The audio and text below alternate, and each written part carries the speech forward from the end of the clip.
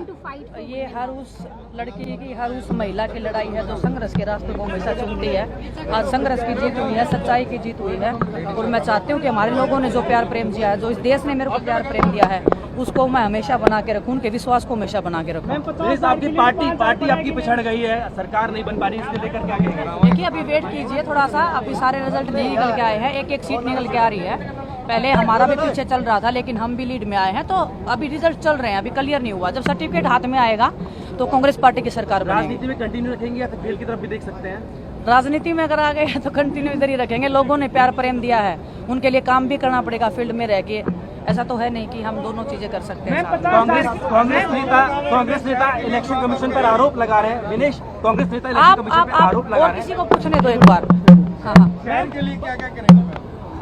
शहर के अकेले की बात नहीं है, पूरे जुलाना विधानसभा के लोगों ने जो मेरे को प्यार प्रेम दिया है, जितनी उम्मीद से मुझे वोट किया, हर एक वोट को मैं चाहती हूँ कि हर एक वो वोटर खुश होना चाहिए जिन्होंने मेरे पे उम्मीद जताई है, तो वो कोशिश रहेगी हमारी। क्या एक्सपेक्ट कर सकते हैं आपके?